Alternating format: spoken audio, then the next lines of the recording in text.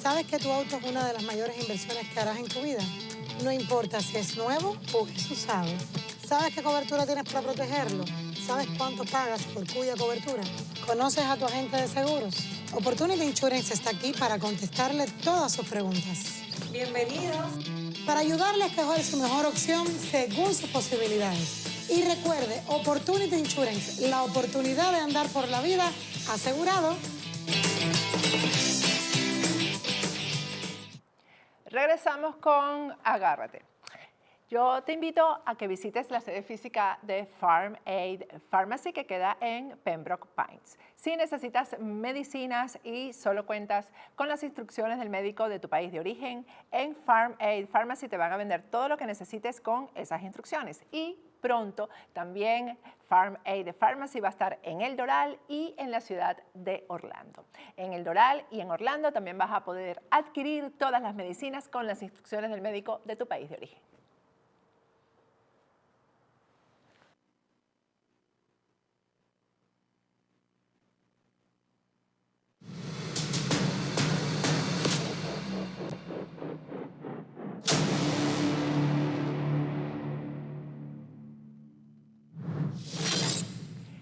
Regresamos con Agárrate. El escenario en Colombia nos mantiene preocupados, definitivamente es preocupante para la región. Vamos a conversar hoy con Decio Machado, él es analista político y CEO de consultora Equilicua Pensamiento Estratégico. Gracias, Decio, por acompañarnos esta noche. Un gusto, Patricia. Muchas gracias. Un saludo a ti y a todos los oyentes. ¿Es preocupante o no lo que está pasando en Colombia? ¿O hay que quedarse tranquilo, Decio? Yo creo que estamos asistiendo a un nuevo ciclo de alguna forma en la región, ¿sí? Hay que decir que hay 4 países, digamos, muy importantes económicamente hablando y en extensión territorial, digamos, de la región que ya tienen gobiernos progresistas. Estoy pensando en México, en Chile, en Perú, digamos, en países de estas características, y paralelamente a esto estamos asistiendo a cómo en Colombia existe una gran posibilidad de que se constate el 29 de mayo un gobierno también de perfil progresista. Habrá que ver cuál es el resultado, pero existe esa posibilidad, es el escenario más factible. Y a su vez tenemos elecciones en Brasil en el cuarto trimestre de este año, donde también posiblemente podría ganar Lula. Es decir, estaríamos hablando de que los 6 PIBs más importantes de América Latina podrían estar finalizando el año con gobiernos progresistas: Argentina, Chile, Colombia, Brasil, México y Perú, ¿no? Es decir, que bueno, estamos en ese escenario. Eso es una realidad ahora mismo existente en el continente, ¿no? ¿En qué cambiaría esa situación porque que caiga Colombia en estos gobiernos, bueno, progresistas? Yo digo que es suave llamarlos progresistas, yo los llamo gobiernos de socialismo del siglo XXI, porque lo otro es como más suave, definitivamente. Sí, verás, yo ahí difiero un poquito contigo, Patricia, por lo siguiente. Verás, yo sí creo que hemos asistido a un primer ciclo progresista de las características que tuvo, o sea, entre 99, la victoria de Chávez, ¿no? Es decir, y todo lo que pasó posteriormente, ahí entre 10 y 15 años, es decir, donde se fueron sucediendo gobiernos de estas características en América Latina. Pero me da la sensación de que este ciclo de ahora es como diferente. Y te digo honestamente, tengo esa sensación y te voy a decir el porqué. Más allá de gobiernos, digamos, de escaso talante democrático, como el que puede existir en Venezuela o en Nicaragua, sí me da la sensación de que, digamos, el gobierno de Alberto Fernández no es lo mismo, políticamente hablando, que los gobiernos de los Kirchner en el periodo anterior. Tengo la sensación de que el gobierno en Bolivia de Luis Arce, es decir, no ejerce la política ni el liderazgo de la misma forma que lo ejercía Evo Morales durante el periodo anterior, te diría que personalmente creo que Lula, si llega a la presidencia de la República en octubre de este año en Brasil, sería un gobierno que está pactando con partidos incluso de centro-derecha, con lo cual es presumible que sea un gobierno todavía más moderado, digamos, de lo que fue durante las 2 legislaturas legislaturas anteriores. En todo caso, la incógnita es Colombia, donde de alguna forma efectivamente Gustavo Petro parece, ¿no? Es decir, que ha moderado mucho el discurso en estas elecciones, Sí. pero bueno, evidentemente habrá que ver si es que es presidente a partir del 29 de mayo o en una segunda vuelta, realmente cuál es el modelo de gestión que ejerce sobre la política pública en Colombia. Eso evidentemente es una incógnita todavía, ¿no? ¿Qué cambia en la región con estos gobiernos progresistas, por llamarlos de alguna manera, ¿no?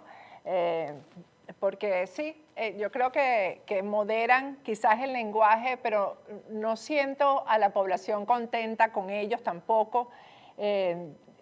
Siento que bajo ese, digamos, barniz de democracia hay decisiones que terminan oprimiendo a la gente definitivamente hasta en su libertad y en su economía. Bueno, yo creo que efectivamente, como bien indicas, Pati, yo creo que efectivamente hay un factor de descontento con la política en América Latina, eso es un fenómeno generalizado. No creo que podamos discernirlo entre izquierdas y derechas, sino más bien es una brecha existente entre, digamos, las poblaciones latinoamericanas en sus diferentes países o sus correspondientes países y el establishment político. Yo creo que esa comunicación está rota, lleva rota desde hace tiempo. Eso fue el origen del ciclo progresista, el primer ciclo progresista, y me da la sensación de que asistimos a eso nuevamente. Asistimos a eso agudizado además por el impacto de la pandemia y lo que significa la semiparálisis económica que se está dando en la región o los impactos que ahora posiblemente se agudicen consecuencia de la guerra o de la ocupación rusa en Ucrania. Entonces, en este sentido, yo creo que efectivamente vienen tiempos muy complicados para la política, con independencia de cuál sea el perfil o la tendencia de los gobiernos, porque realmente hay una desconexión entre, digamos, la institucionalidad política y las poblaciones. Es decir, estamos peor, es decir, la situación de la población, más allá del perfil o la sensibilidad o la ideología de los gobiernos, está peor, consecuencia de, como decía, del impacto de la pandemia, del desempleo, es decir, de las condiciones que se están dando. Podemos encontrarnos con un factor de inflación muy fuerte en la región, consecuencia de, digamos, la subida de precios de fertilizantes, el grano, evidentemente el crudo, etcétera, y en este sentido podemos asistir a fenómenos, digamos, de desestabilización política en los diferentes países, como te digo, independientemente del perfil del régimen, digamos, del gobierno de turno, ¿no?, en cada país. Me parece que ese riesgo existe en la región y no solamente en América Latina, sino en otros espacios globales, ¿no? Es decir, estamos en un fenómeno de esas características con ese factor de riesgo. Se puede decir que los progres se han colado por la desconexión de la política con el ciudadano, entonces. Sí, yo creo que sobre todo en el primer periodo, ¿no?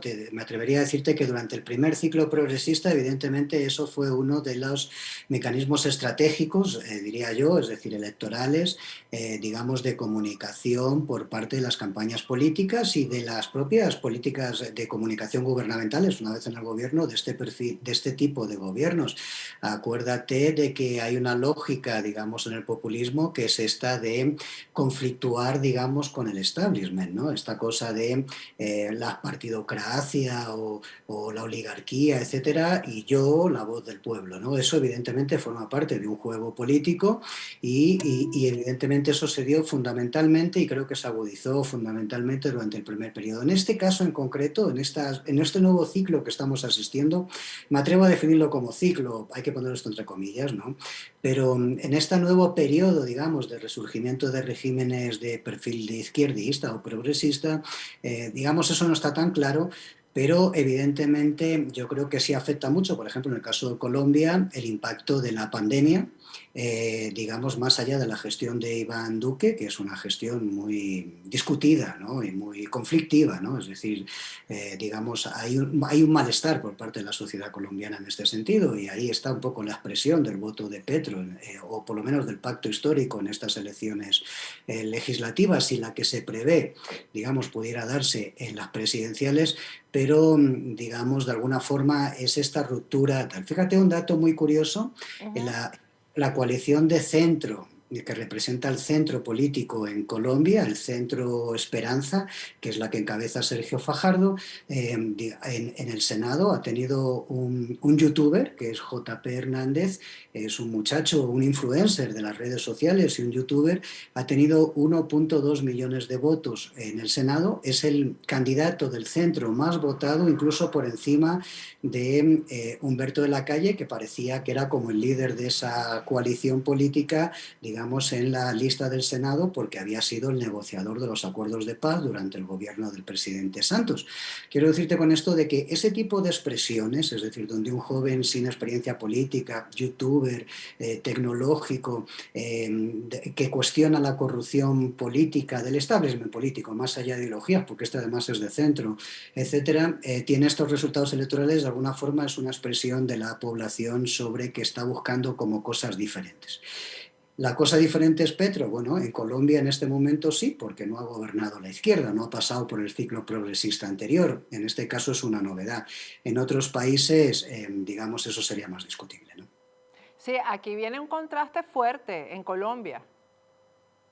Sí, sí, viene un contraste fuerte, evidentemente. Y un contraste que, digamos, si lo saben entender los rivales de Petro en la segunda, o sea, en lo que queda de aquí al 29 de octubre, o sea, una vez, perdón, al 29 de mayo, una vez pasado estas seccionales del día 13 de marzo, bueno, pues plantearán un tipo de estrategia, digamos, que pueda ser capaz de intentar conflictuar con Petro y disputarse esa presidencia. Digo esto porque me da la sensación de que si la campaña política se polariza en un discurso de las características que ya hemos asistido en muchos países y concretamente en Colombia especialmente, estos discursos de anexionar a Petro, digamos, con el terrorismo, con la guerrilla, con las FARC, con Putin o con Venezuela, me parece que eso podría dar malos resultados para sus antagonistas, especialmente para Federico Gutiérrez, que aparece como el principal opositor o la principal figura política que le puede disputar la presidencia.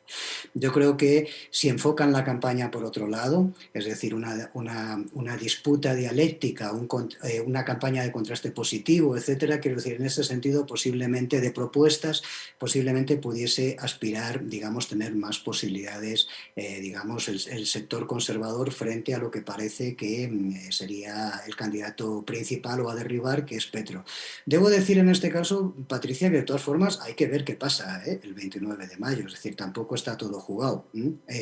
Si Petro no ganase en primera vuelta, y yo no veo tan fácil que gane en primera vuelta, posiblemente la segunda vuelta se le complique más, digamos, en la disputa política y por lo tanto no tiene ganada las elecciones, pese a que la narrativa del pacto histórico y del propio Petro sea que van a ganar en primera vuelta. Yo creo que eso forma parte un poco de la estrategia de la disputa electoral.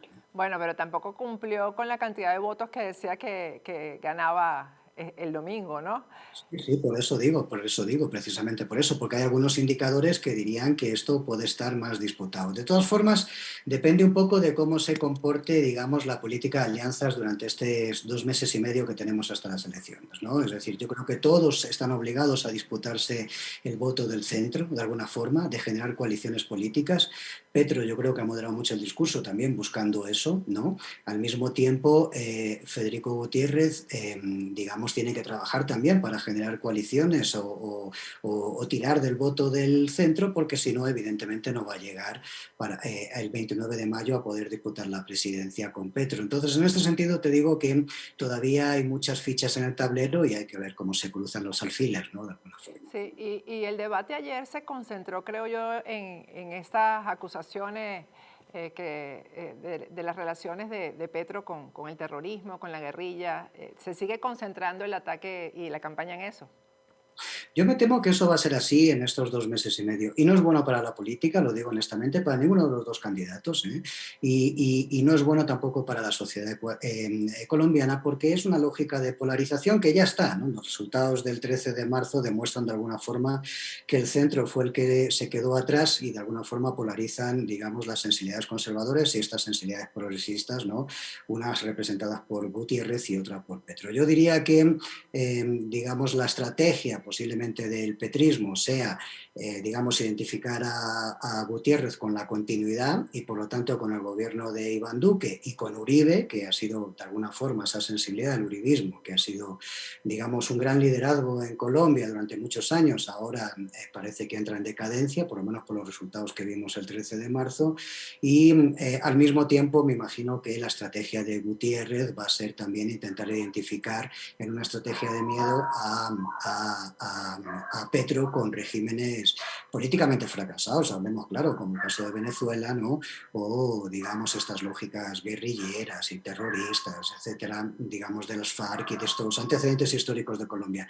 En todo caso, si la campaña va por ahí, no va a ser bueno para la sociedad colombiana y va a generar, gane quien gane, una lógica, digamos, muy polarizada y muy conflictiva en Colombia para poder gobernar. Yo quiero pensar que todavía hay capacidad de rectificar tanto por uno como por otro candidato e intentar hacer una cosa más racional, digamos, en la estrategia comunicacional política de la campaña en lo que nos queda hasta el 29 de mayo. Esperemos que sea así por el bien de Colombia. Bueno, y en Perú tampoco como que les ha ido muy bien, ¿no? Porque ya el presidente ya le aprobaron una moción para removerlo. Tampoco es que la cosa está fácil ahí. No, no, en Perú está terrible. Pero digamos, es una tradición esto de bajarse a los presidentes en Así Perú, ¿no? es, Con sí. independencia de la singularidad del presidente actual, debo decirlo, ¿no? El presidente Pedro Castillo no dejó de ser una sorpresa electoral, ¿no? Es decir, es un hombre, digamos que uno a priori, cuando le visualiza, digamos, mediáticamente, pues como que te da la sensación como que le falta preparación, digamos, para dirigir un país de las características de Perú, es una economía tremendamente importante en América Latina. Pero bueno, ahí está, y es la decisión popular, ese ha sido el sufragio popular. Sí parecería que desde el principio Castillo ha tenido dificultades, es decir, para establecer, digamos, gobiernos, hay varias crisis de gobiernos permanentes, pero de todas formas, en esas lógicas de moderación que te decía anteriormente, Patricia, hay que decir que el primer gobierno de Castillo era un gobierno compuesto por figuras de la política peruana sumamente radicales, y, digamos, este gobierno actual que tiene, pese a sus múltiples crisis, ya no tiene nada que ver ideológicamente con el primer gobierno. Es decir, que esos giros, digamos, a la moderación sí se están dando y me parece que asistimos a un periodo, digamos, de progresismo, voy a poner esto entre comillas, diferente al de la primera etapa. Eso es al menos mi percepción, entiendo que es subjetiva, pero es un poco lo que opino en este sentido, ¿no, Patricia?